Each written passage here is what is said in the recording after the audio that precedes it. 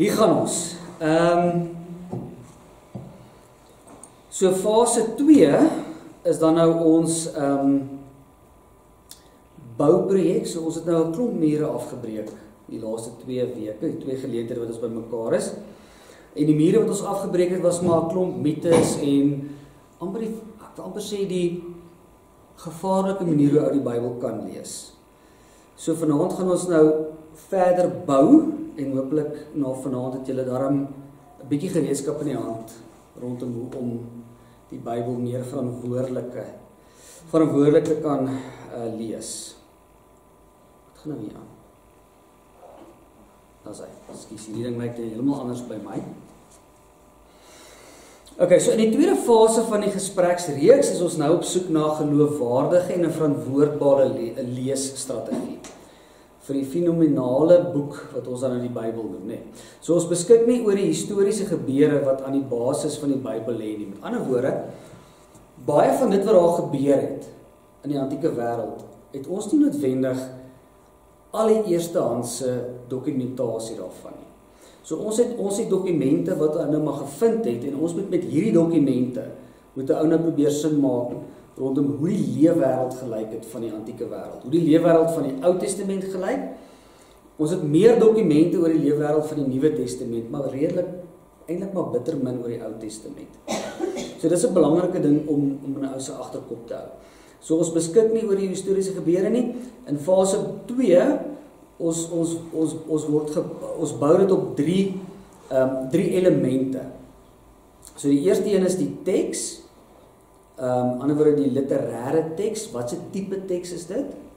Onthou ek het laas vir julle gesê die Bybel bestaan uit verskillende genres, nê. So ons gaan eers wanneer 'n ou nou verantwoordelik met die Bybel omgaan, moet jy eers bepaal watter tipe genre is dit. Is dit nou fiksie, is dit histories, wat ook al die geval mag wees. Die tweede een is dan die historiese konteks, wat ons eintlik nou al 'n bietjie oor gepraat het ook die afgelope 2 aande. Hoe lyk daai leefwêreld, wat het daar gebeur, met ander woorde, wie het geskryf, hoekom het hy geskryf, vir wie het hy geskryf, en hoe die sosiale omgewing gelyk waarin dit gebeur het. En dan die derde fase is dan in die konteks van die leser, wat ek en jy is op die einde van die dag. Hoe lyk ons konteks? So ons gaan na daai 3 elemente gaan ons kyk. So daar is maar net 'n prentjie van die 3 elemente waarna ons kyk, die teks, die leefwêreld van die Bybel en dan ek en jy is daai mannetjie met die vraagtekens. Alright, so ons gaan begin by die literêre historiese konteks, nê. So die beginsel wat ou moet gebruik as jy verantwoordelike Bybel analise doen of Bybel lees doen, is ons moet aan hierdie 3 punte moet ons vashou, nê. Aan daai 3 punte moet ons vashou. So hulle sê as jy leer opklim, dan moet jy ten minste 2 van die 3 vashoupunte moet jy aan vashou. In ander woorde, of jy 2 voete of 1 hand en 1 voet, so as jy opklim, volgende hand 2 voete, so 2 van die 3 moet jy aan vashou. So wanneer ons dan met die teks werk, dan is dit daai 2 van die 3 goed moet ons altyd in ag neem. Ten minste om verantwoordelike lees van die Bybel op die einde van die dag te kan regkry, nee. The Bible is a strange book of odd literature with obscure images from alien cultures very different from our own. So Brigham Young het dit in 2003 gesê. En al wat daarby bedoel is presies eintlik wat ons nou gesê het, nee. Of ten minste voor die vorige 2 geleenthede dat ons hierdie leefwêreld het van die Bybel, wat baie anders is die leefwêreld waarin ons leef. So ons kom baie terug daarna toe, want dit is so 'n belangrike ding om in ag te neem, dat daai wêreld lyk so anders. En daarom is dit vir ons nogals moeilik om regtig ordentlike ek wil amper sê holistiese benadering of vashou in die Bybel te kry, omdat daai leefwêreld so ver van ons en verwyderd is, nee. So dit bære ou altyd in jou agterkop as 'n ou met dit besig is, nee. Hierdie hele konsep van 'n biblioteek, en daar's 'n paar van die genres wat ons in die Bybel raak lees, nee. Ons het verteltekste, ons het poëtiese tekste, ons het geslagsregisters, ons het wysheidstekste, ons het profetiese tekste, apokaliptiese tekste, regstekste, briewe en evangelies. Okay, so dis min of meer, as jy in die biblioteek van die Bybel so instap, so daar jou verskillende afdelings wees van wat jy gaan kry. Let op die uitdagings waaroor die teks van die Bybel ons stel. Die publikasiedatum van die boek is nie 2024 nie. En min mense neem dit in ag. Mense dink weer eens as ons die Bybel optel, dis 'n 2024 vir 2025 teks. Hy is nie geskryf in 2025 nie. Hy is geskryf oor 'n paar duisend jaar. En so in vele opsigte is dit 'n vreemde teks met dikwels ontoeganklike beelde uit 'n kultuur wat radikaal anders is as ons. In ander woorde, as ons praat van beelde, dan sê ons die tipe beelde wat hulle gebruik, die tipe beeldspraak wat die Bybel gebruik, die skrywers van die antieke teks, is anders as die beelde wat ons vandag gebruik. Is anders as die beelde wat ons in Afrikaans gebruik, is anders as die beelde wat die ouens in Engels gebruik. So ons moet dit in ag neem, dat 'n ou as ou hierdie beelde lees, dat 'n ou dit nie net so op face value kan vat nie. Jy moet vir jouself gaan vra, hoe sou hierdie beeld van toepassing wees in die antieke wêreld? En dan vir jouself vra, hoe kan daai beeld dan van toepassing wees op ons? Maar die oomblik as jy daai beeld uit sy wêreld uithaal, dan kan jy amper enigiets met die Bybel doen. En dis wanneer die Bybel gevaarlik raak. Met allerlei vreemde uitsprake en goed wat ons nou al mee teëgekom het, nee. So om die Bybel oop te maak is soos om 'n biblioteek, dit het ons nou vir mekaar gesê, is nie dieselfde boeke nie, jy haal 'n boek, hier al reën dit. Jy haal 'n boek van die rak af en jy begin lees, eendag was daar, nee. En dis die beginwoorde en jy weet instinktief watter soort teks jy in jou hand het, nee. Die volgende boek wat jy oopmaak sê, se drukwerk lyk anders en jy herken dit as 'n gedig. Die volgende boek het kaarte en veldslae en datums van gebeure en jy herken dit as geskiedenis. Werk ook so met die Bybel se biblioteek. So mens kan duidelik agterkom as jy met die Bybel werk watter tipe teks jy mee te doen. Nou ek dink dit is bietjie moeiliker met die vertalings om dit noodwendig altyd agter te kom. As 'n ou die oorspronklike tekste sou lees in Hebreëus of in Grieks, dan kom 'n ou dit baie keer 'n bietjie makliker raak. Maar dan na die oomblik as hy oorvertaal word, ou kan dit nie meer daai selfde tipe ritmes vertaal as wat dit geskryf is in byvoorbeeld Hebreëus nie, want dan maak dit nie sin vir ons nie, of in Grieks nie. Maar as jy die Grieks en die Hebreëus gelees, dan kom 'n ou daai ritmes agter, dan kom jy agter hierdie is poesie, hierdie is 'n vertelteks, hierdie is 'n storie, want die oorspronklike teks help ons daarmee, nee. So 'n bietjie van dit gaan verlore, maar dis kom 'n ou dan nou goed het soos kommentaar wat 'n ou help om te sê in die oorspronklike teks sou hierdie 'n poesie gewees het, want dit is wat hoe 'n poesiestuk gelyk het in die antieke wêreld, nee. Alright, hierdie sou nou die videoetjie gewees het wat ons daarop geskiep. Die ding het klaar. Maar dis baie sag. Ons kyk of dit kan harder. Every aisle has a different kind of literature. There's history or poetry or non-fiction. And when you choose an aisle and pick up a book, you're going to have very different expectations. The Bible is a collection of many books, telling one unified story from beginning to end. But all these books were written in different literary styles. Yeah, think of it like walking into a bookstore where every aisle has a different kind of literature. History or poetry or non-fiction. And when you choose an aisle and pick up a book, you're going to have very different expectations, different things that you're looking for. Right, they're all literature, but they communicate in really different ways. Yes, and so the same thing is true for the Bible. If you don't pay attention to what style it's written in, you will miss out on the brilliance of each book. So, what are the main types of literature in the Bible? Well, first and foremost is narrative that makes up a whopping 43% of the Bible. After that is poetry, which is 33% of the Bible. And then there's what you could call prose discourse, which makes up the remaining 24%. Nearly half the Bible is narrative. Yes, and this is no accident. Stories are the most universal form of human communication. Our brains are actually hardwired to take in information from stories. And stories are really enjoyable. Why is that? Well, stories train us to make sense of the seemingly random events that happen in life by taking those events and then putting them in a sequence. And then together you can start to see the meaning and purpose of it all. And what links this all together? Well, good stories always have a character who wants something. And then through these characters, an author can explore life's big questions, like who are we, or what's really important in life. And a good story always involves some kind of conflict. Some challenge to overcome, just like in our own lives. And that forces us to think about our own challenges, why there's so much pain or disappointment in the world, and then what can we do about it? And stories usually end with some kind of resolution, giving us hope for our own stories.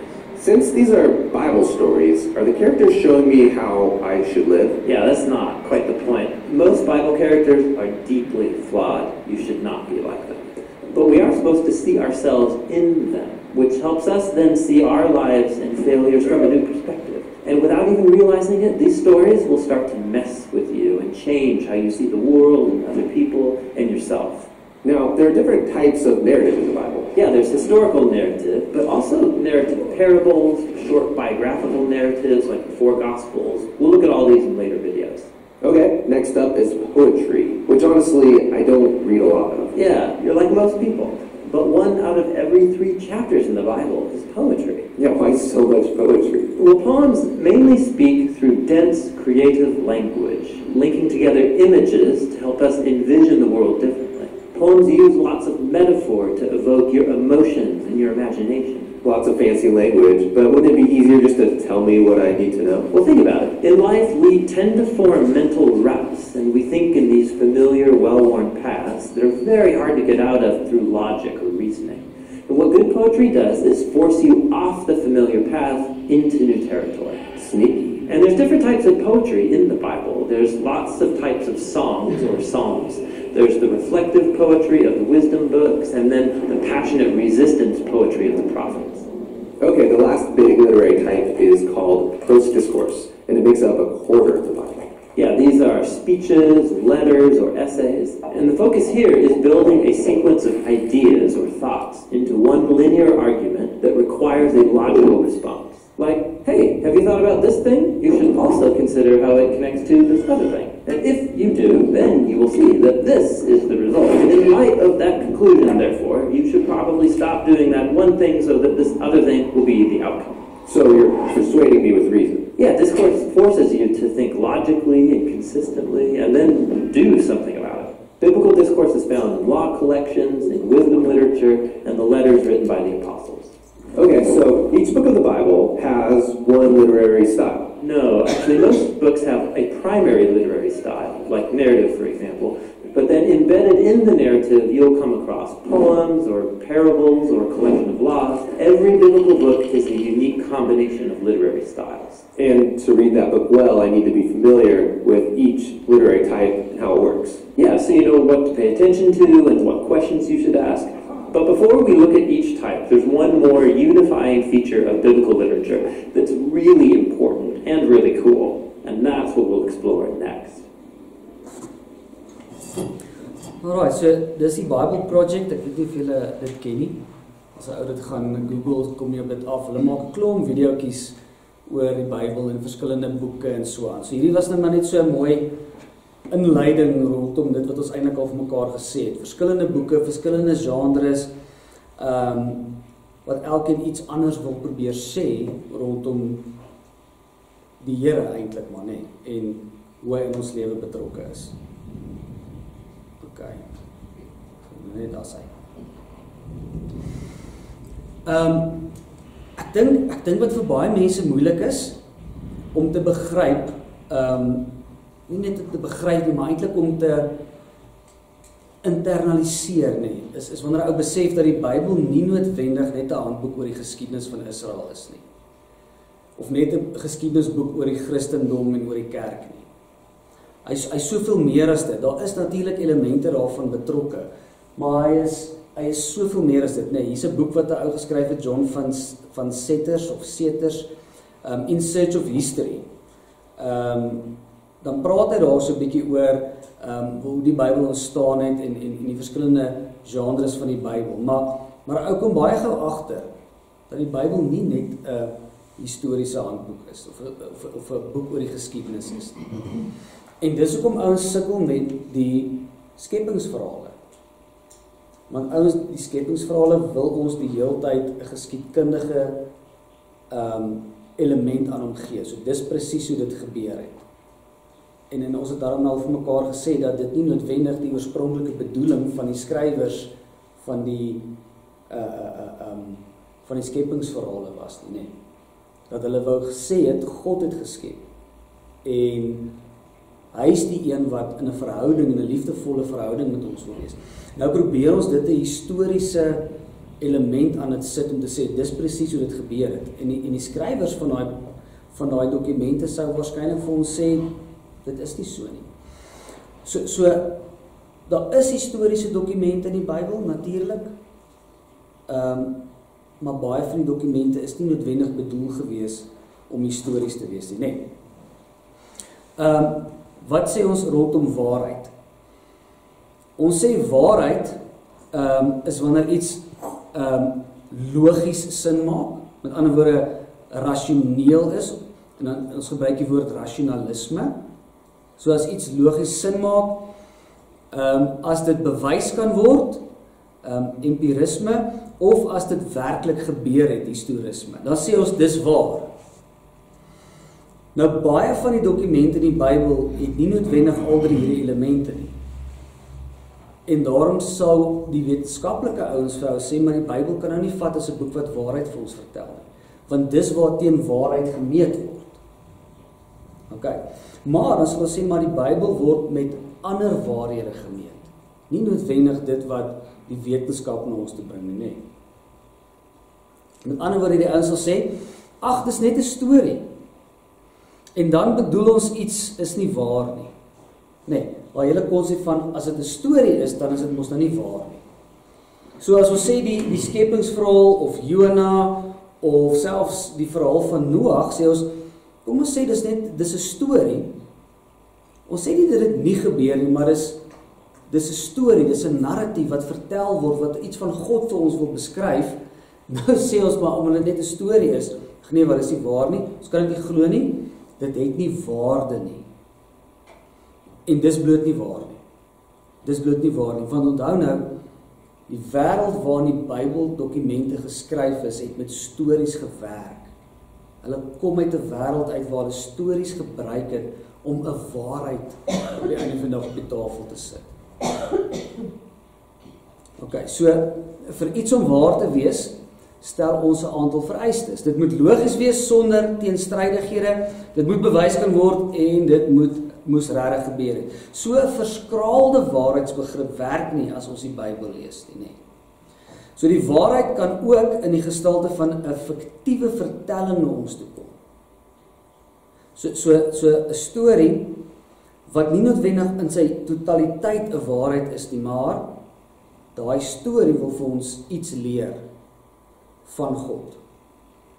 So lewenswaardes word die maklikste oorgedra deur stories, deur vertellings, deur spreuke, deur sprokies, deur legendes, fabels. Almal maniere waarin insig in die kompleksiteit lewe of die kompleksiteit van die lewe oorgedra kan word, nee. So stories werk baie goed as 'n voertuig vir die oordra van waarhede. Jesus het dit gedoen, nee, ons het dit laas vir mekaar gesê, met sy vertelling van gelykenisse, nie noodwendig stories wat waar is wat hy vertel nie, maar in daai storie lê 'n waarheid oor God of oor homself, en dis wat hy op die einde van die dag vir ons wil leer, nee. So stories werk baie, okay, dit is net klaar, skies. In die Joodse Christelike tradisie is storievertelling 'n bekende manier om waarheid te kommunikeer. Dit was algemeen bekend of algemene praktyk gewees in die antieke wêreld. Niks snaaks nie, niks vreemd nie. Die eerste generasie Christene sou nie vrae gevra oor hierdie goed wat ons vandag vra rondom waarheid en wat is waarheid en hierdie kan nie waar wees nie want dis net 'n storie, glad nie, want dit was deel van hulle raamwerk. Hulle het so gefunksioneer. So kom ons praat so 'n bietjie oor verteltekste. Ons praat oor gelykenisse, nê. Jesus vertel gelykenisse. Hierdie Klein R. ek weet nie om daai uit te spreek nie, Snodgrass. Hy het so 'n bietjie, hy het 'n verskriklike mooi ding geskryf oor stories with intent, oor gelykenisse, nee, oor wat gelykenisse is. Nou gelykenisse, kan ons vir mekaar sê, is geloofstaal, met ander woorde, dit is soos taal. Aan die ander woorde, die lewe kan ons vergelyk soos, of die verhouding tussen God en die mens is soos. Dis 'n gelykenis. Nee, dis soos taal. So jy gebruik 'n beeld, 'n storie, om 'n waarheid op die einde van die dag te kommunikeer. En dis byvoorbeeld soos die gelykenis van die verlore seun. So wanneer ons die gelykenis van die verlore seun lees, wat Jesus vertel, lê daar 'n klomp waarhede in daai storie vasgevang oor God en oor homself en oor ons verhouding met God, nee. So ons kan vir mekaar sê dat God is in die eerste plek soos 'n pa wat omhels. So dis wat Jesus probeer sê. Die seun was weg, maar toe hy terugkom, toe sien ons iets van die karakter van God raak. God wat sy seun onmiddellik omhels. Nie 'n God wat vir hom sê, jy gaan nou eers alles moet terugbetaal, jy gaan nou eers 'n klomp werk moet doen, of een van my slawe moet wees nie. Nee, dis 'n God wat ons onmiddellik terugvat en ons omhels en sê, welkom terug. So dis 'n storie wat 'n waarheid verkondig, nee. Hy kan sê, dis soos 'n pa wat hardloop. Anderswoorde, God wat na ons toe hardloop. In die antieke wêreld mag 'n Joodse man nie gehardloop het nie. En vir 'n Joodse man om te kan hardloop, moes hy daai rokkie opgetel het tot bo sy knie. En jy mag nie daai rokkie bo jou knie opgetel het in die openbaar nie. So nou wil hy iets vertel van God wat grense oorskry om op die einde van die dag ons te kom omhels, nee. Of hy soos 'n pa wat innig jammer kry.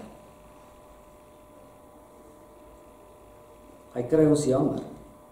Hy weet waardeur ons gaan partykeer, hy weet ons swak keuses wat ons maak, so hy kry ons innig jammer.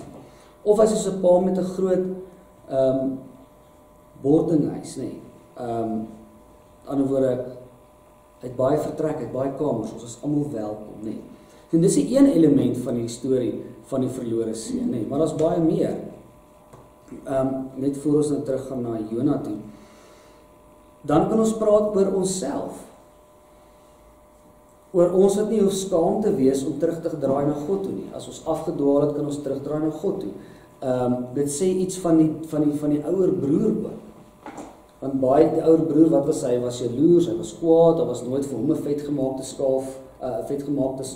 kalf geslag nie. So wat gebeur nou? Nou sê die pa vir hom, maar jy was nog altyd hier, jy was nog altyd deel van my huis gewees, nee. So daai hele idee van ons moet dit vir mense gun wat terugkom na God toe. So sien jy nou baie waarheid in terme van ons geloof en ons verhouding met die Here lê in daai een storie. En is die storie waar? Nee, dit het nie gebeur nie. Maar die waarheid wat die storie vir ons vertel, dis waar. Nee. OK. Selfs met Jona, die storie van die groot vis. Nou interessant genoeg, toe ons nou die hele reeks, ek en Fanie ons nou gedoen het oor Jona, een van die goed wat ons nie noodwendig by uitgekom het nie, was hierdie konsep van alles is groot in die storie van Jona. Nou gaan lees weer Jona, dan sal julle dit nou agterkom, nee. Alles is groot. Die stad Ninive is groot. Nou as jy in die geskiedenis in teruggaan, was stede nooit so groot gewees as wat die stad Ninive verduidelik is nie. Die stad is baie groot, so dis ekstreem. Stede was nie so groot, okay? Die wind is groot, nee, die wind wat die skip en wat die golwe maak, wat die ouens hulle self in bevind is groot, nee. Die matrose het 'n groot vrees. Dit kom duidelik uit, hulle is bitterbang, nee, het 'n groot vrees. Die vis is groot. Okay? Jona se woede is groot teenoor God. Jonas se blydskap oor die plant is groot, nee, die komkommerplantjie, dit was mos 'n komkommerplantjie wat opgekom het. Sy blydskap is groot. So alles is in 'n ekstreme vorm, elke element van die storie van Jona, nee. So, omdat alles groot is, wys dit na hoe groot God se genade is. En dis in essensie wat die hele gelykenis van Jona vir ons probeer leer. Hoe groot is God se genade? En dis hoekom Jona kwaad was aan die einde, want hy sê, ek het geweet. Ek het geweet, jy gaan dit doen. So sien julle hoe 'n verhaal, of jy nou wil sê dis waar of nie, is irrelevant. Maar kyk hoe word hy vertel, nee, met al die elemente wat so groot is, kom hy uiteindelik en sê, maar God se genade is groot. So hy berei ons eintlik voor, deur die hele verhaal van Jona, word ons voorberei vir hierdie oomblik waar ons besef, maar God se genade is groot. Dis eintlik incredible. Ek kry sommer hoendervleis as ek daaraan dink, nee. Daar het ek nou vir julle gesê, Jona 4 vers 2, waar hy sê, ek het geweet, U is 'n genadige en barmhartige God, lankmoedig en vol liefde. U sien maklik af van die straf wat U aangekondig het. Kyk. Genesis 6 vers 9, die hele verhaal van Noag. Ook 'n verhaal wat mense baie oorstry en beklei. En weer eens, die idee hier is nie om vir jou te sê dat Jona waar is of nie waar is. Die idee is hier of mekaar te sê dat hierdie storie wat vertel word in die antieke tyd wil vir ons weer eens iets sê van wie God is.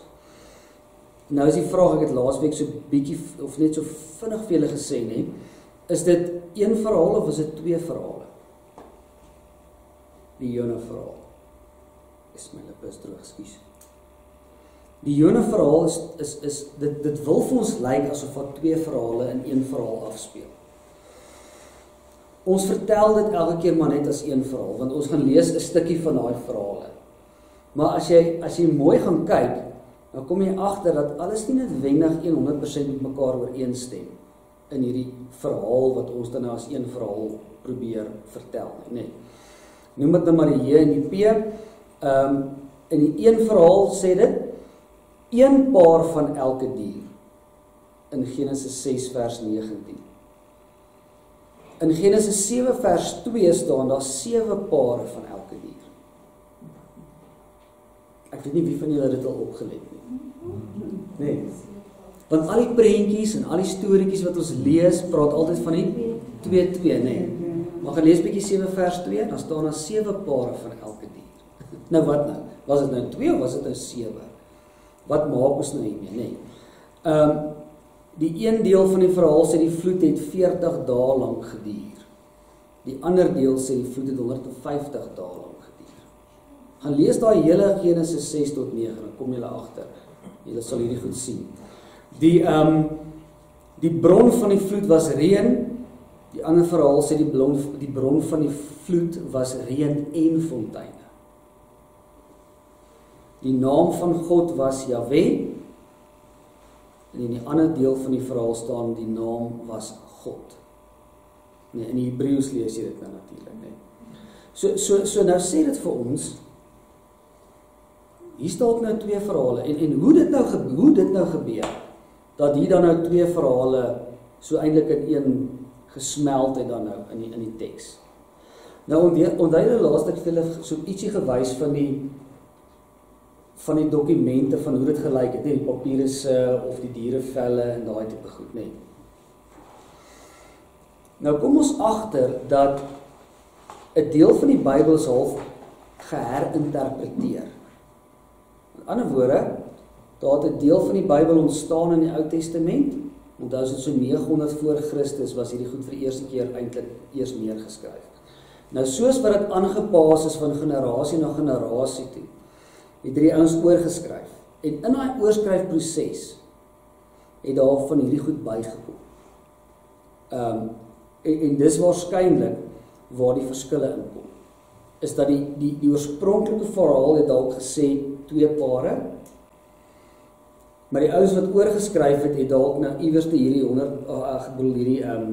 7 pare bygesit, sonder om agter te kom dat dit eintlik teenstrydig is. Wat is die doel daarmee? Dat dit teenstrydig moet wees, of dat dit nou die eerste verhaal onwaar maak? Glad nie. Dit was in 'n ander tyd, in 'n ander konteks. En dit sê net weer vir ons, as ons hierdie verhaal net as 'n waarheid probeer lees, gaan ons in hierdie goed vasloop. Maar die oomblik as ons vir mekaar sê, dis nie die doel van hierdie verhaal nie. Die doel van hierdie verhaal is om 'n waarheid van God met mense te deel. En dan maak hierdie goed nie meer so groot impak in terme van 2 pare of 7 pare of 40 dae of 150 dae nie. Want die genre van hierdie teks is nie 'n historiese genre nie of 'n geskiedenis genre nie. Dis 'n vertelteks wat iets van God wil leer. So waar gaan die teks? Dis 'n boodskap van hoop. Dis 'n boodskap van hoop. Die hele verhaal van Noag is 'n boodskap van hoop. God wat nie die hele mensdom uitwis nie. God wat Noag en sy gesin spaar en sê ek gee nie op die mens nie, ek stap saam met hulle. Ek is nie tevrede met wat gebeur nie, maar dis 'n verhaal van hoop van 'n God wat nooit gaan opgee op ons as mense nie. So 'n nuwe begin is nodig. Want ons mense maak dit nodig. Dis wat die verhaal vir ons probeer sê. 'n nuwe begin is moontlik. Nee, want God maak dit moontlik. Dis die hele doel van die Noag verhaal is om vir ons te wys dat God het geskep, hy het iets begin, ons het gemaak dat God nie moet begin, en God begin het. So hy maak dit moontlik, nee. So dit sê iets van ons en dit sê iets van God se karakter, dat hy nie ons uitwis heeltemal nie, maar dat hy God is van nuwe beginne. God is van nuwe beginne in ons elkeen se lewe, nee. Leef met 'n daadwerklike verwagting. Ander woorde die gedeelte oor die duif, nee. Hoekom is die duif uitgestuur? Hy word uitgestuur met daai verwagting dat iets gaan gebeur. Dan kom hy terug, gaan hy weer terug, tot hy later nie weer terugkom nie, nee. Daai hele idee van ons kan met 'n verwagting leef dat God besig is en dat hy daadwerklik besig is.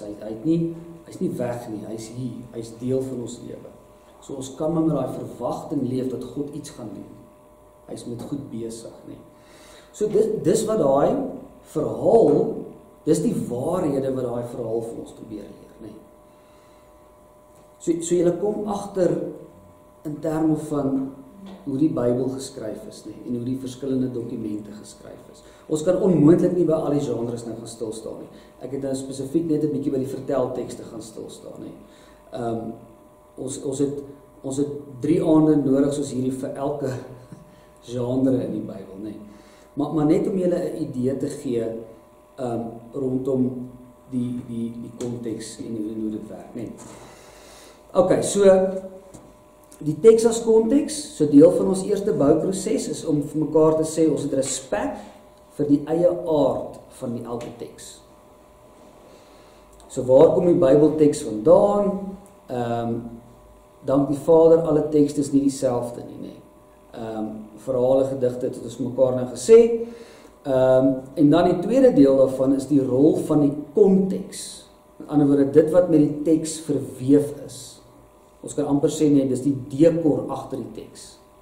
Dit wat agter die teks lê. So ons lees nou die teks, hier is hy, ons lees hom, maar agter hom is daar 'n hele, daar's 'n hele leefwêreld wat afspeel agter hierdie teks, wat ons van moet weet om sin te maak en dan verantwoordelik die teks te lees, nee. So kom ons gaan net vir 'n oomblik gou daardeur werk, wat ons dan nou konteks noem, nee. Okay, so konteks en die grootste hiervan is konteks. beklemtoon, dit is so belangrik. As ons nie die konteks in ag neem nie, gaan ons droog maak in terme van hoe ons die teks verstaan. Nee. 'n Mens hoor dikwels dat lidmate instemmend praat van die vereiste om die Bybel in konteks te lees. Nee. So baie van ons het nou die idee van konteks. Dit gebeur veral as hulle verskil van iemand se aanhaal van 'n Bybelteks om een of ander standpunt te staaf, nee. So iemand haal 'n Bybelteks aan, sê nee, sit hom terug in sy konteks, dis wat hy beteken. Maar wat beteken dit om die Bybel in konteks te lees? Nee, dit beteken om die geskiedenis ernstig te neem en te vra na die historiese konteks. Wat was die geskiedenis, die historiese aard van hierdie teks? Wat het gebeur? Waarom het dit gebeur? Wat het aanleiding gegee tot wat hier in hierdie teks gestaan het of geskryf is, nee. Maar dit gaan oor meer as die historiese gebeure. Die hele kultuurbedding waaruit 'n teks gegroei het, is ter sprake. Okay, so nie net die historiese konteks nie, maar die kulturele verstaan. Hoe het daai ouens hulle kultuur verstaan, die kultuur waarin hulle geleef het, die Joodse kultuur, in ander woorde, wat baie belangrik is vir my en vir jou. So dit is wat met historiese lees en die kultuursensitiewe lees bedoel word. Nee, dis die tweede beweging. Daai aardbolletjie, as ons vir 'n oomblik terug gaan na hom toe, nee. So ons het nou gepraat oor die teks, hoe die teks lyk, nou is ons na die aardbolletjie toe. Die verlede is 'n ander land, onbereikbaar in sy verte. En wat daaruit herwin kan word, wat daaruit behou kan word, draai jy met jou saam. Karel Schoeman. Dis nogals mooi, nee. Dit sê vir my so iets van wanneer ons die Bybel lees. Dis die verlede, 'n ander land, hy's ver, hy's in sekere opsigte onbereikbaar, maar wat ek daaruit kan herwin, wat 'n ou daaruit kan haal, wat 'n ou kan sin maak, vat ons met ons saam, nee. Okay. Kom ons praat gou so 'n bietjie oor hoe ons dan nou hierdie brug bou, nee. Want ons het nou vir mekaar gesê, right, daar's daai leefwêreld, dan moet ons 'n brug bou na ons wêreld toe. So die vinnige pad is moontlik met sy kitsresultate. En dis baie keer wat baie kerk amper sê ek wil nie hierdie goed word na die kop. Daar's kerke wat hierdie kitsroete volg, nee, wat eintlik 'n highway bou, wat kits antwoorde gee en kits oplossings gee op baie keer bitter moeilike vrae rondom die lewe en rondom God, nee. So die hoofwegopsie is nogal gewild sonder om die kloof tussen toe nou te erken, nee, of te sê of daarvan te praat. In ander woorde, die kitsoplossing om te sê dit bestaan nie. Ons gaan nie kyk na konteks nie, die woord konteks bestaan nie. Ek het al met ander kerkgenootskappe se ouens gepraat en sê hulle vir my die woord konteks is duiwels. Dan sê ek, nou verstaan ek hoekom julle so droog maak in terme van hoe julle die Bybel interpreteer. Wanneer ons hierdie brug bou, dan doen ons dit met versigtiging en ons doen dit tree vir tree terwyl ons aan die kant vashou. En dit wil net iets illustreer van dat hierdie proses waar mens mee besig is wanneer jy met die teks besig is nie 'n vinnige proses nie. Ons loop versigtig, treukie vir treukie, nee. So vroeg in ons gesprek het ons bewus geraak of is ons bewus gemaak van die feit dat die verstaanproses, die hermeneutiek, nie 'n maklike of 'n vinnige proses is nie. En wanneer die historiese aard van die Bybel respekteer word, dan help dit ons om nie alles van die antieke wêreld van die Bybel direk op hierdie wêreld toe te pas nie. Nee, so dit het ons nou vir mekaar gesê. So kom ons praat vir 'n oomblik oor die tydsbegrip. Nee. So mense het 'n ander tydsbegrip as vandag gehad. Hulle leef nie eers in dieselfde, hulle dink nie dieselfde oor tyd as ek en jy nie. Net om julle 'n voorbeeld te gee, 'n eenvoudige voorbeeld. Hulle sê vir mekaar gesê, ons kry mekaar wanneer die son daar sit. Ek en jy het 'n horlosie en ons kan sê ons is 4 uur hier by mekaar. En as dit 5 minute oor 4 is, as jy daar. Maar in die antieke wêreld het ons, as hulle gesê het, ons sien nie as die son op en daar sit. Dit is amper 'n 2 ure variasie, wagtydperk. Nee? So as jy enige tyd in daai 2 uur en 'n half, 2 ure daar aankom, is jy in tyd. Want hulle het nie horlosies gehad nie. Okay, so wanneer ons tekste lees in die Bybel wat praat oor tyd, moet ons hierdie in gedagte hou. As hulle sê omtrent 3 uur die middag,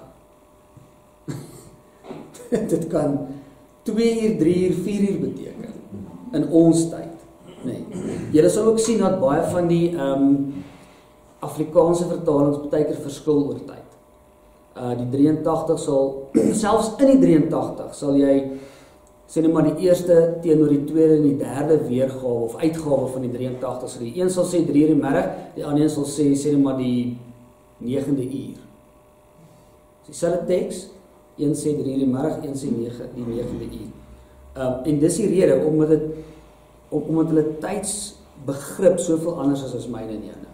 Mense het met hulle rug na die toekoms en oog na die verlede geleef. En hierdie is ook belangrik rondom 'n tydsbegrip. En is, ja, hierdie is crucial, want wanneer die Ou Testamentiese skrywers skryf, wanneer hulle vorentoe kyk hulle eers terug. So hulle kyk eers na wat agter hulle gebeur het. Hoe het God in die verlede goed gedoen in ons lewens? Want dit gaan bepaal hoe hy vorentoe met ons gaan werk. So waar kom dit in en waar speel dit 'n ontsettende belangrike rol? Die hele konsep van profesie. Ons dink profesie is 'n voorspelling. Anderswoorde, die profeet kom en hy voorspel. Profesie is nie voorspelling. Inteendeel, die Bybel sê moenie in voorspellings glo. So wat is profesie? Profesie is die profete het gekyk wat God gedoen het in die verlede en gesê dis hoe hy gaan optree in die toekoms. So nou kry ons mense wat profeseë oor ons uitspreek, wat niks meer is as net voorspellings nie. In die antieke wêreld het dit nie so gewerk nie. Wat het God gedoen, gaan bepaal hoe hy vorentoe met ons gaan werk. Okay. Met ander woorde, Israel het die toekoms binne gegaan gefokus op die groot dade van God in hulle geskiedenis, nee, skepping, redding, versorging. En hierdie dade het hulle visie op die toekoms bepaal. Okay. Maak dit sin. Ek weet hierdie dis triekie goed hierdie, maar dit is so belangrik. As jy die profetiese dokumente, Jesaja, Jeremia, daai goed gaan lees nie. Lees dit nou met hierdie saadjie in jou kop van dit wat God gedoen het, dis hoe hy gaan optree in die toekoms. En selfs met Jesus se profesie. In die verlede het God konings opgerig. Daar's 'n koning op pad. Maar dit gaan die finale koning wees. Nee. Dis hoekom Jesus in Bethlehem gebore moes word, want hy kom uit Dawid uit. Hy is gebore uit die geslag van Dawid, nee. Dis alles deel van die profesie. Dit wat in die verlede gebeur het, bepaal wat in die toekoms gaan gebeur. Okay. Jaartelling. Geen universele jaartelling het bestaan nie. Dis nie soos ons wat sê 'n jaar bestaan in 365 dae nie. Hulle het dit nie so gesien nie. Hulle het dit nie geken nie. Groot gebeure is beskryf volgens regeertye van groot leiers. As jy gaan lees in 1 Konings byvoorbeeld staan daar in die jaar van koning. Nie die jaar 302 voor Christus nie. Hulle sal praat van in die jaar van hierdie koning. Of bekende gebeure, of katastrofes. Dit is waaraan hulle tyd gekoppel het, as hulle geskryf het. Hulle het nie soos ek en jy met ons moderne tydsbegrip jare en dae en datums gehad nie. Hulle het gewerk in daai koning se tyd het dit gebeur. Toe daai groot vloed gebeur het dit gebeur. Of wat ook al die geval mag wees, nee. Dood was nie net 'n lewelose liggaam nie. Dood was die afwesigheid van God. En dit was die dood. So dit is belangrik om dit te onthou wanneer die Bybel praat oor dood. Dit is nie net iemand wat fisies dood is soos ek en jy, daar's nie meer 'n puls nie of 'n hartklop nie. Dit is as jy verwyder is van God, is jy dood. Dis hoekom hulle van die doderyk gepraat het, nee, Jona wat in die vis van die maag van die vis beland het in die see. Hy was in die doderyk, hy was dood. Hy's verwyderd van God af. Hy's nie fisies dood nie, hy's verwyderd van God af, nee. Siekte, bedreiging van vyande of die gevolge van verkeerde dade was doodsbelewenisse. Weg van Jerusalem of die tempel was ervarings van die dood gewees. Psalm 137. Daarom was Israel se terugkeer uit ballingskap 'n herlewing uit die dood. Want in ballingskap het hulle gevoel hulle is van God verwyderd. So Israel was dood in die tyd van die ballingskap, nee. So hoor julle die taal wat die Bybel gebruik, wat baie verskil van die taal wat ek en jy gebruik, nee. Rituele. Rituele in godsdienstgebruike was eie aan die unieke kulture van die antieke wêreld, nee. So sommige reinigingsgebruike is vandag vreemd. Ons lees byvoorbeeld Abraham, hy moet voel doodmaak om die helft te sny, en dan moet hy nou deur die 2 helftes loop. Dit is weird. Wie doen dit vandag nog? Niemand van ons doen dit. Maar in die antieke wêreld was dit 'n ritueel gewees van hoe jy eet bevestig het op die einde van die dag. En dan sien ons hoe God deur daai eet deurloop en nie Abraham. Hoekom? Want God sê ek is op die einde van die dag die een wat my woord bly. So nou sien ons hierdie vreemde rituele, dit maak nie sin nie. En daarom moet ons vir onsself vra, wat sou dit beteken het in daai tyd? En dit beteken nie ek en jy moet nou 'n voël in die helfte gaan sny na die eerstap nie. Maar ons vra vir mekaar, wat het daar gebeur? God het 'n eed afgelê met Abraham. Vandag lê ons nie meer 'n eed af deur 'n voël in die helfte te sny nie. So die konsep daarvan bring ons na ons tyd toe. Die ruil van 'n skoen as 'n kooptransaksie byvoorbeeld, daar in Rit 4 vers 7, nee, letterlik skoene geruil. Swaars huwelike, ander woorde die trou met jou broer, jou man se broer, en dit mag gegaan oor kindersbaar, of as jy nie kon kinders kry nie. Versoening en reinigingsrituele soos die slag van en die verbranding van 'n rooi koei in Numeri 19. Gaan lees bietjie daar die rooi koei, nee. Of die wegjaag van 'n sondebok in die woestyn. En dit alles dien vandag nie dieselfde doel nie. So liggaams of gebeds houdings soos om in die rigting van Jerusalem te bid, moet gelowiges nie klakkeloos navolg nie. Nee, want wat het hulle gedoen in die antieke wêreld? Weer eens, hulle het na Jerusalem, Mekka, ons doen dit vandag nog, nee. Hulle bid na Mekka toe. Hoekom bid ons nie meer na Mekka toe nie? Want dit het in die Ou Testament sin gemaak, het maak nie meer vandag vir ons sin nie. Ons weet, ons kan enige kant toe kyk as ons bid. God is alomteenwoordig, maar in die Joodse gebruik in die Ou Testament het hulle Jerusalem toe gekyk. Want dit was deel van hulle kultuur. Dit was deel van hoe hulle God aanbid het. OK. Hulle wêreldbeeld. Hierdie het ek al so 'n bietjie met julle gedeel. Nou die dag in 'n preek het ons 'n bietjie daaroor dat ek daai prentjie gewys van die 3 wêreldbeelde. Die koepel met die gode bo, ons wat in die middel bly, die doderyk wat onder bly, nee. So ou kan nie die antieke die Ou Testament, veral die Ou Testament lees sonder om hierdie 3 vlakke wêreldbeeld in ag te neem, nee. So die antieke wêreldbeeld was anders as vandag. Vir die Bybel is Jerusalem die mitologiese middelpunt van die wêreld. In hulle koppe Jerusalem die middelpunt. Hoekom? Want God is die middelpunt. So in hulle koppe was Jerusalem die middelpunt. So die heelal is gesien as 2 of 3 verdiepings, soos wat ek nou vir julle verduidelik het, hemel en aarde of hemel, aarde, doderyk, en was op pilare gebou, en die patriargale aard van die samelewing is dominant. Ander woorde, veral in die Nuwe Testament lees ons dit ook, Paulus sê dit ook, die man is die hoof, die vrou is onderdanig, en hy kom uit daai wêreldbeeld uit. Paulus kom uit daai samelewing uit, waar die man die hoof is, die vrou is onderdanig, sy mag nie praat in die samekoms van gelowiges nie, sy moet stil bly, sy moet haar hoof bedek. Al daai tipe van tekste het alles te doen met die kultuur.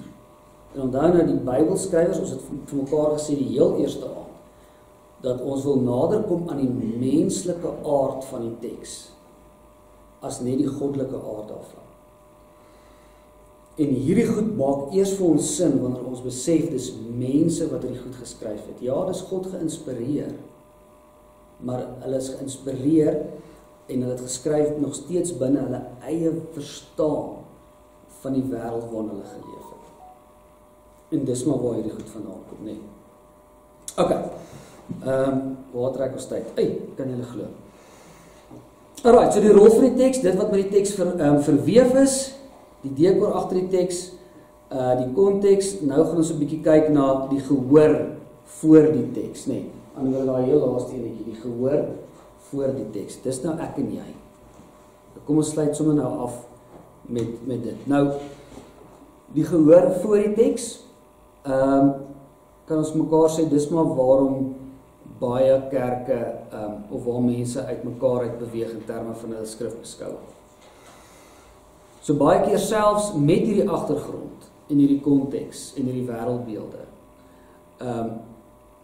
het die manier hoe ek en jy dit interpreteer vanuit ons wêreld is baie moeilik om dit objektief te doen. Ok. Wat bedoel ek daarby? So wanneer twee wêrelde ontmoet, 2000 voor Christus, dis min of meer wanneer hierdie tekste ontstaan het, of ten minste die stories ontstaan het, nee?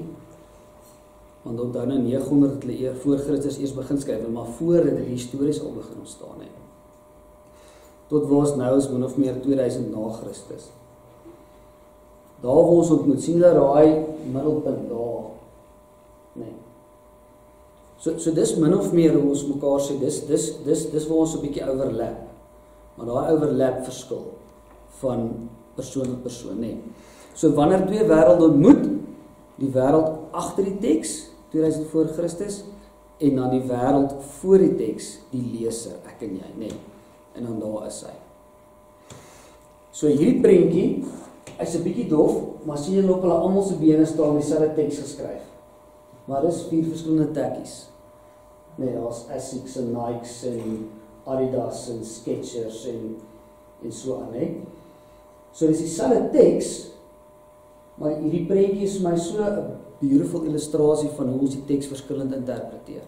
So al het ons al hierdie agtergrondkennis, of ten minste beperkte agtergrondkennis, konteks, wêreldbeeld, die manier hoe ons dit dan nou interpreteer, lê baie by jou as mens self. Okay. So dis kom ons sê, dis waar kerke se baie keer skei, of gelowiges se paaie skei, is hoe hulle hierdie goed op die einde van die dag interpreteer. So die wêreld voor die teks, en die konteks van die leser. Nou, hierdie is 'n voorbeeld nou van 'n persoon se lewe, nee, so dis 'n mannetjie, jy kan nou jou eie prentjie vorm daar's jy nou.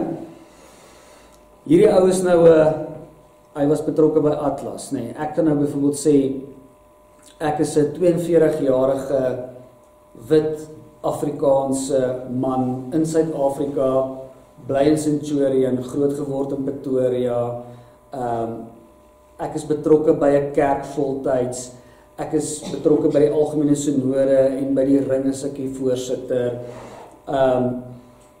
Ek het getrou op 29, ek het 3 kinders. Jy weet, en so kan ek my hele prentjie van my lewe inkleer. En so het elkeen van ons, kan julle daai prentjie self inkleer, nee. Ek kan sê, ek was al by Wonderpark, was my eerste gemeente, en toe sit Meyerspark, toe Silverton Kruin, en toe sit hier, soos my 4de gemeente. En al hierdie goed op die einde van die dag speel 'n rol in hoe ek die teks interpreteer. So al het ek die agtergrondkennis daarvan, het dit nog steeds 'n rol in hoe ek dit interpreteer. En dis wat ons praat van die konteks van die leser agter die teks. Dis ek en jy. So ons kan vir mekaar sê dat ons eintlik nie objektief die Bybel kan lees nie. En hierdie is vir mense baie moeilik om dit te besef. Objektief beteken ons vat hom soos 'n rous en ons kan hom 100% interpreteer sonder die invloed van goeders van buite af. Maar die harde realiteit is ons kan nie. So hard as wat ons wil, probeer ons kan. Ons is maar almal subjektiewe lesers. Selfs ek wat op 'n Sondagoggend op die kansel klim, is 'n subjektiewe leser van die teks. Ja, daar is sekere waarhede wat ons almal mee saamstem. Sekere waarhede wat ons kan sê, en dis waar die belydenisskrifte ons help, om te sê Christus is die weg, die waarheid en die lewe. God is die Vader, Christus is die Seun, die Heilige Gees. Maar hoe ek die Heilige Gees interpreteer, is subjektief. En wat is een van die grootste, nie bekleierery nie, maar skeidings in die kerk is, hoe ons die Heilige Gees interpreteer. En dit het maar te doen met waar ek vandaan kom as 'n persoon. En ons moenie hierdie onderskat nie, die rol wat dit speel in ons lewens nie. Jou konteks maak oë oop om perspektiewe van die teks raak te sien en sien betekenisse in die teks wat ander miskyk. Okay? So hier is die voordeel daarvan.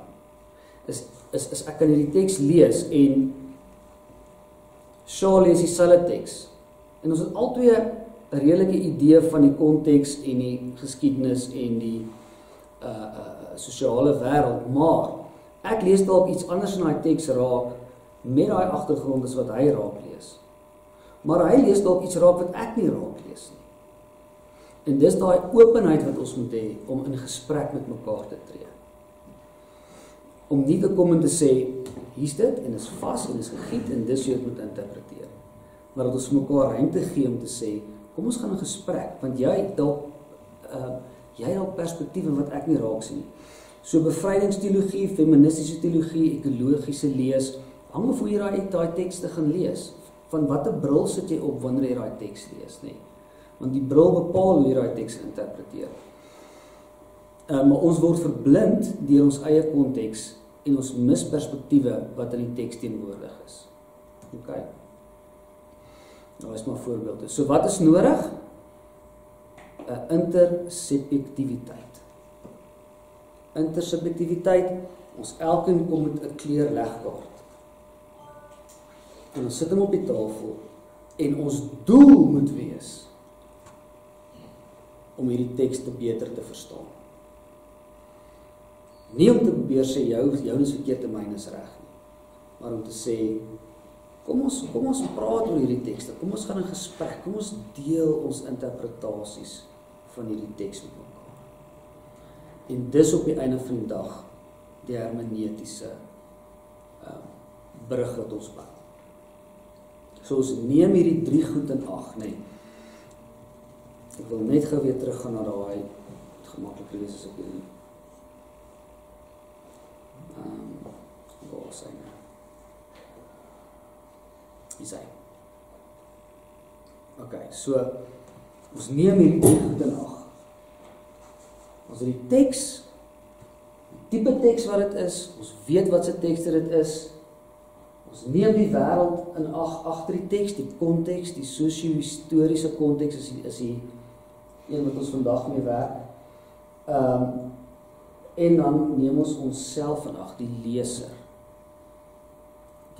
agter die teks. En wanneer ons daai 3 goed vat en ons laat hierdie 3 goed met mekaar saamwerk, dan kom ons by 'n verantwoordelike lees van die teks uit. En dan kan ons ook vir mekaar sê dat hierdie teks baie vloeibaar is. En nie net gegiet is in sement nie. Wat bedoel ek daarby?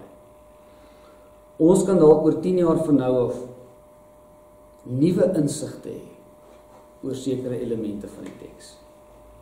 Soos wat ons sekere goed ontdek van ons menswees. Ons ontdek dalk ander tekste wat vir ons meer lig gee op tekste wat ons gedink het ons verstaan het, maar nou dalk bietjie anders moet verstaan. Ons ontdek dokumente wat vir ons iets leer van die leefwêreld van die antieke mens wat ons nie geweet het nie. En dit beïnvloed die manier hoe ons die Bybel lees. Of soos ek nou net gesê het, ons ontwikkel in onsself, perspektief in onsself, en dit verander dalk die teks. Dit gaan nie die kern van die teks verander nie. Ok, so kom ek sê nie dit. Nou nie uitstap en sê, dat Jesus nou dalk nie meer die Messias gaan wees nie, glad nie. Nee. Die kern van die teks bly dieselfde. God, Christus, die drie eenheid, daai goed bly. Maar as ons verstaan van hoe daai leefwêreld prakties in ons leefwêreld 'n rol speel, daai verstaan is 'n bietjie meer vloeibaar. En dis kom ons mekaar sê, wanneer ons met die hermeneutiese proses besig is, wanneer ons die teks lees, loop ons treukie vir treukie en ons hou vas. Want dit is nie 'n eenvoudige proses nie. Alright, ek dink dis dit vir nou. Wat vir my net altyd interessant is, jy daar Prediker en Spreuke lees, om te sien hoe die mens nog dieselfde is. Die mens en natuur is nog baie dieselfde. Ja. Sy toeskelm was as hy nou opskelm. Jy sien al die skelm sien jy daai tyd ook. Ja. Ja, en dis wat so incredible is van die Bybel is ons 'n dokument soos Prediker, wat hierdie absolute siniese boek is. Maar nou gaan jy na die teks, die tipe teks wat dit is, en jy gaan na die historiese konteks daarvan, dan kom jy agter, dis twee stemme wat met mekaar praat. Hierdie siniese stem wat eintlik praat met 'n ander stem wat die oomblikke van helderheid byvoorbeeld het.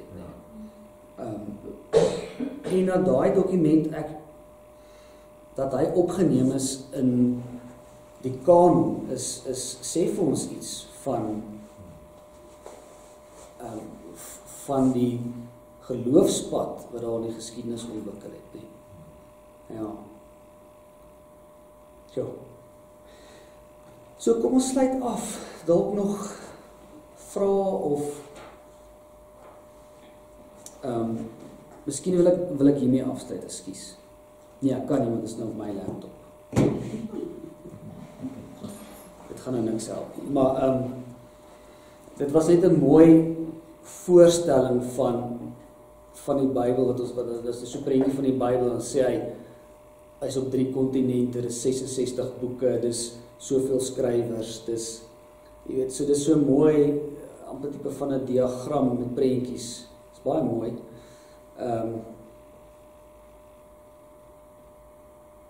Nee, dit gaan te lank vat om dit vir julle te wys. Ek kan dit miskien vir ons stuur. Ek kan dit vir julle stuur, ja. Ja. Ek kan dit vir julle stuur. Dis mooi. Dit is 'n mooi uiteensetting van dit wat ons die laaste 3 aande eintlik oor gepraat het. OK, so nog vrae dalk of opmerkings? Soos ek gesê het, ja, hermeneutiek is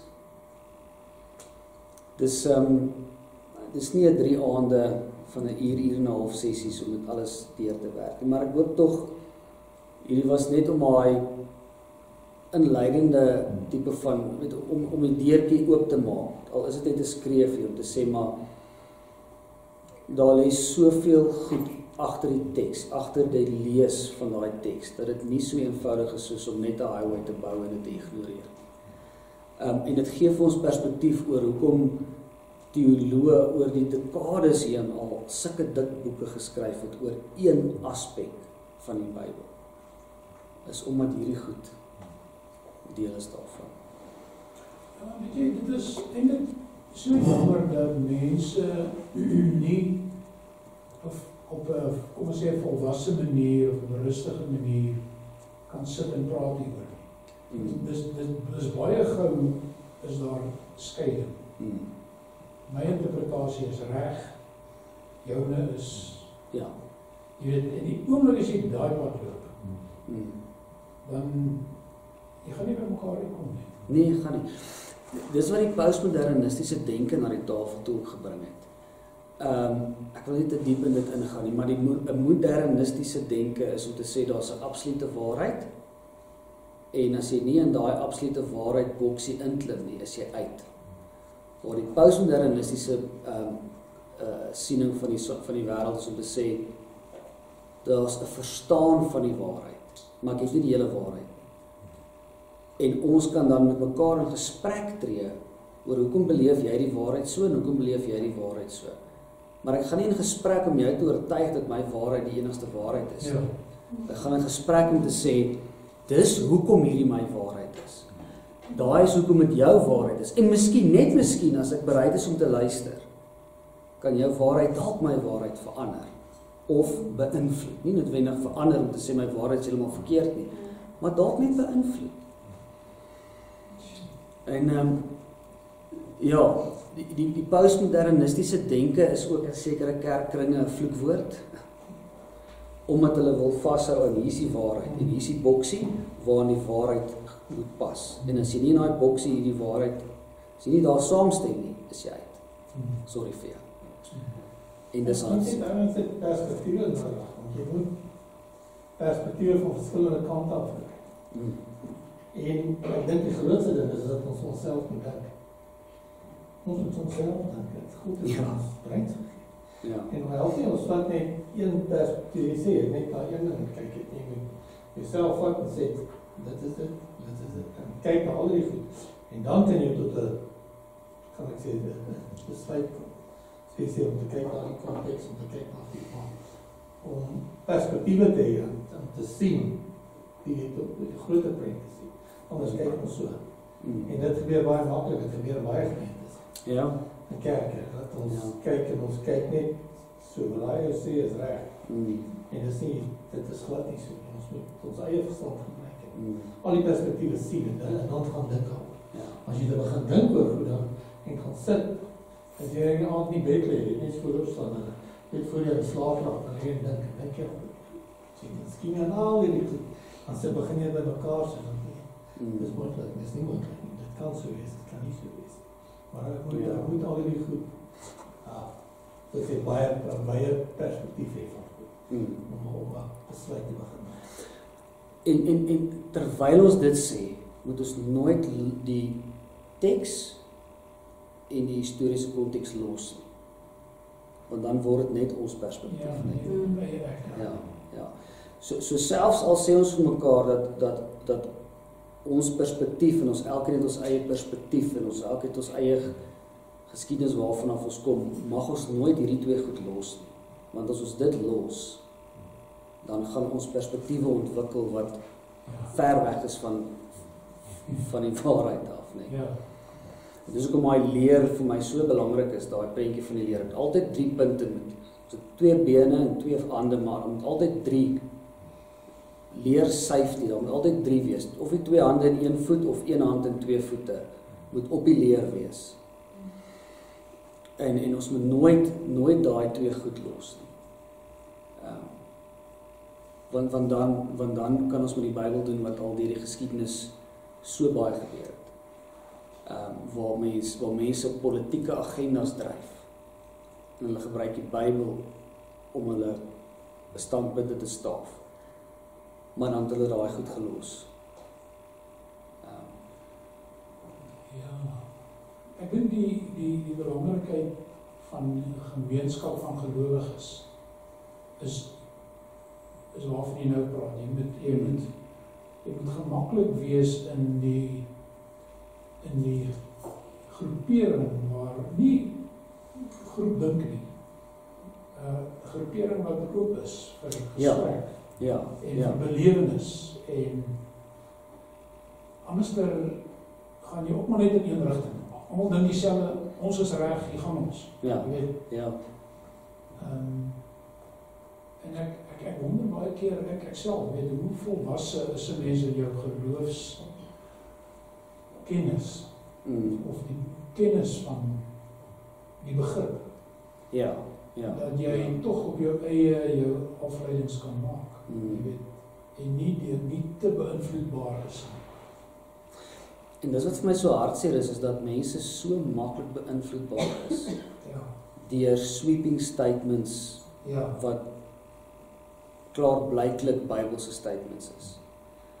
En dan is dit intelligente mense, ek bedoel mense wat dokters is en prokureurs en dis mense wat jy dink regtig mense wat vir self kan dink, maar dan word hulle so gemanipuleer deur hierdie opsweping en dan hardloop hulle saam met hierdie ouens en dan kan ek dit nie begryp nie, ek verstaan nie. Hoe kan jy nie vir jouself dink nie? Daar's soveel goed daar tot jou beskikking om ordentlik met die teks om te gaan.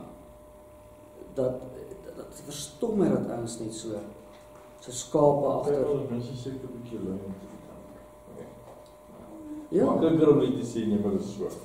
En ek dink mense gryp na vinnige resepte. Iets wat jou pas.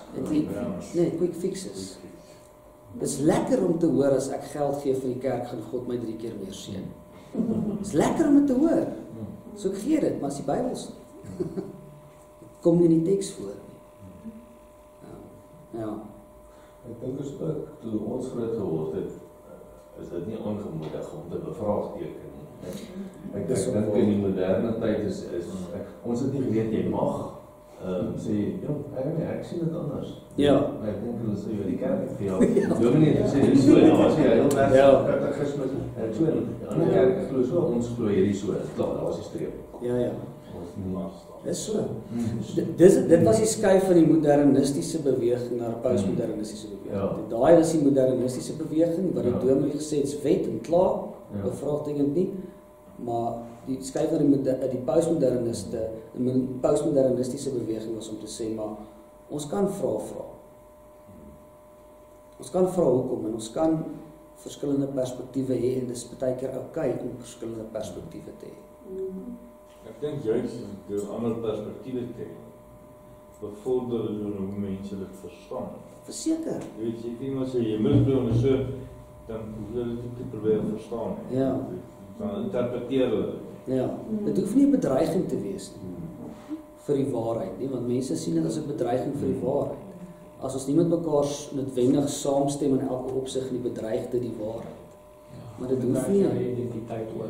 Bedreig ons identiteit. Ja, as ek net vra, as ons kyk na God, ons wat ek net vir jou gesê het, is, wie is God? Wat is hy? Wie is hy vir jou?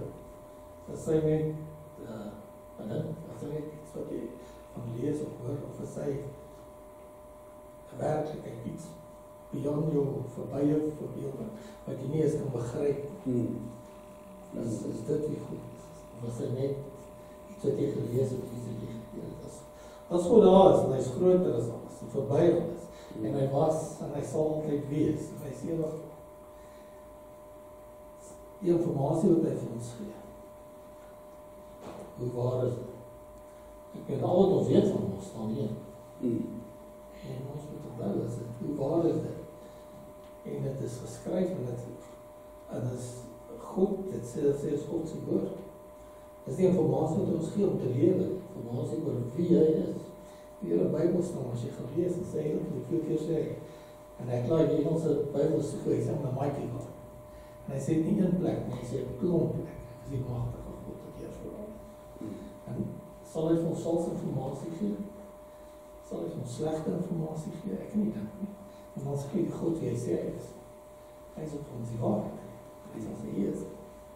En hoe hy het ook al sê, en hoe hy het ook al ons gee, wat ons onthou, wie is die ou, of wie is die entiteit, wat ons hierdie informasie. En as ons dit begryp, ons daai entiteit, dan begin ons ook, kyk na goed, maar ek sê, in 'n baie sfeer, om te kan sien, wat God van ons verwag, wat ons verwag, want hier is alles ons lewe, van die begin ons wat ons is, wat ons nou, wat ons was, wat ons is, en wat ons gaan. Slaag geskryf, so nie vader. Sê, so ons moet. En ek dink as ons die feit dat ons kan praat met mekaar, dan sal ons beter verstand hê oor wat God van ons verwag. Want dis wat hy gebruik, dis hoe ons mense is. Dis hoe ons gemeente is, so dat ons met mekaar kan gesels. En kan hoor, en kan sien, en kan hoor wat God van. So op die einde van die dag hoop ek dat ons meer opgewonde is oor die dokument wat ons dan in die woord van God noem. En dat hierdie 3 dae ons meer opgewonde maak en meer nuuskierig maak om met daai biblioteek van boeke bietjie dieper in te delf. Dit was die doel. Die doel was om meer lewe te gee as om hom daar te sien as 'n boek wat partykeer onverstaanbaar is, wat hy partykeer is, maar dat dit net 'n bietjie nuuskierigheid prik, dat 'n ou bietjie meer opgewonde raak, hopelik. En dit was die poging wat ek aangewend het. So ja, ons gaan nog baie oor praat. Hierdie is die basis, nee. As ons weer Bybelskool hou, gaan 'n ou die hele tyd na hierdie goed toe terugval. As hy 'n bietjie dieper delf in elke verskillende teks en so aan, nee. Ja, so meer daarvan. Ja, okay. Ek wil sommer vir ons afsluit. Dankie Here dat ons hier by mekaar is en dankie dat ons kan gesels oor hierdie boek wat ons u woord noem. Dankie dat u met soveel waarheid ook deur hierdie boek met ons praat. En help ons Here om met versigtigheid, treukie vir treukie, hierdie boek te lees en te interpreteer. Dankie dat u genadig is en ek bid Here dat u ook by ons sal wees, daar waar ons onsself ook bevind, al by die werk of waar ook al. Dankie dat ons in daai konteks waarin ons leef ook u lig kan laat skyn. Ons eer u in Jesus naam. Amen.